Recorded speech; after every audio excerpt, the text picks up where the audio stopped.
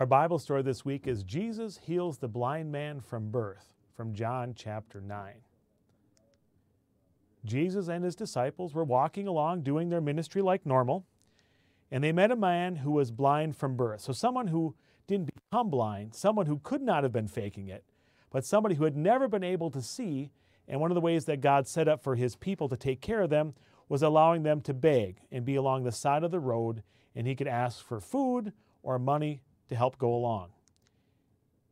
The disciples asked, they said, "Rabbi," which means teacher, "who sinned, this man or his parents, that he was born blind?"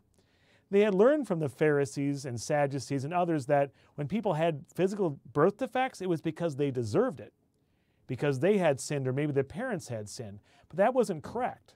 And Jesus sets them straight. He says, neither this man nor his parents sinned, but this happened so that the work of God might be displayed in his life.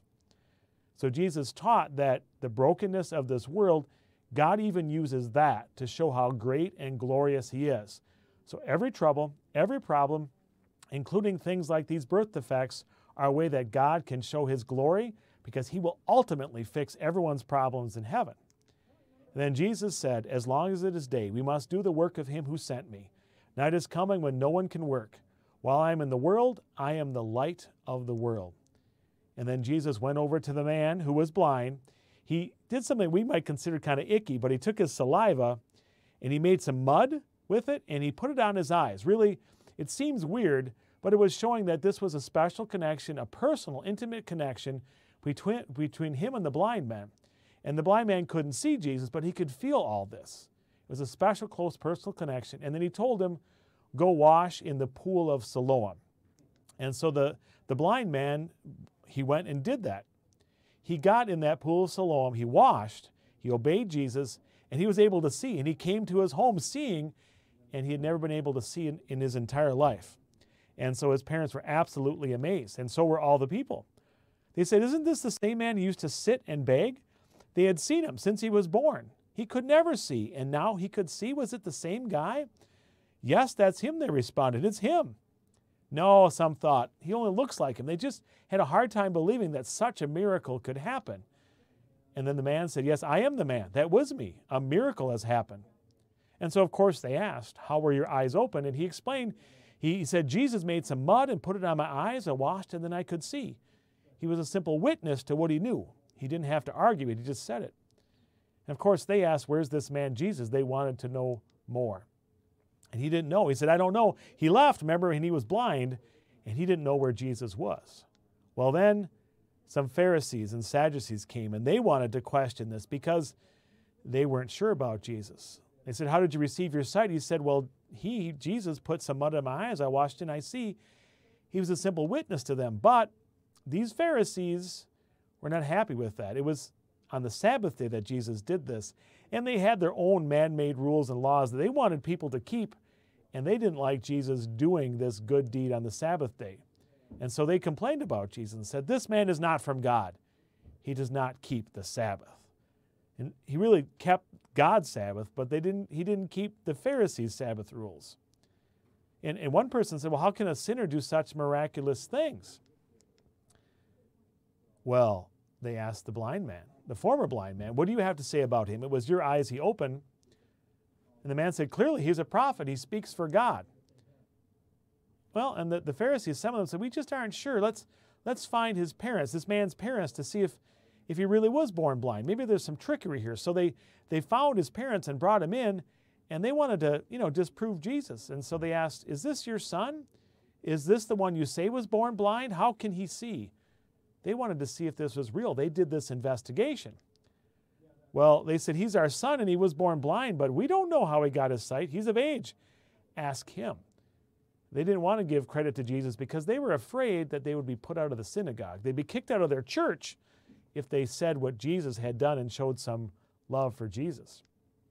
So they talked to this formerly blind man once again and went to him. They said, give glory to God.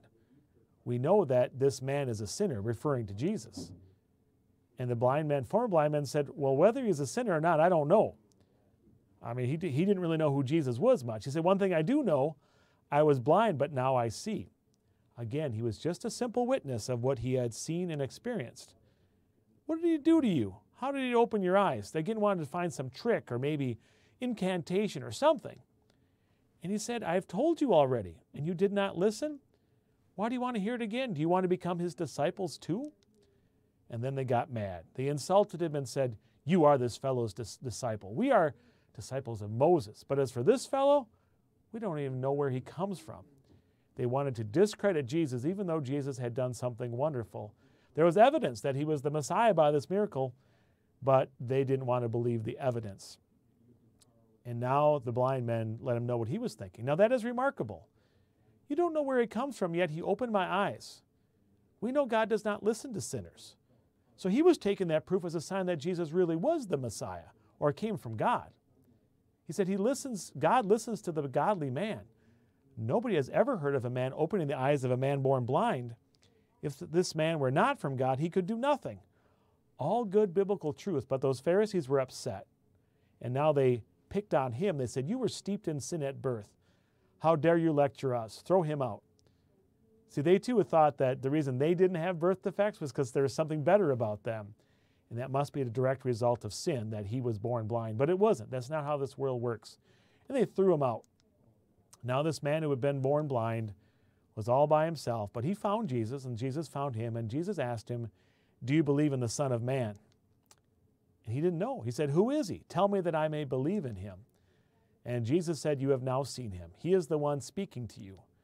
And this man believed. He said, Lord, I believe, and he worshiped him and celebrated him and showed great faith in him. And Jesus said, for judgment I have come into this world, so that the blind will see, and those who see will become blind. Some Pharisees heard this and said, what, are we blind too? Because Jesus was talking about the spiritual blindness of the Pharisees, and Jesus said, if you were blind, you would not be guilty of sin. But now that you claim you can see, your guilt remains. Because the Pharisees thought they were good enough by themselves, their guilt would remain. But if you realize and confess your sin, your spiritual blindness, then Jesus would heal you and give you spiritual sight. That's the story of Jesus heals the blind man born from birth, and it shows how Jesus really is the true Son of God who cares about people, and how some people just don't want to believe the evidence that he is the Son of God.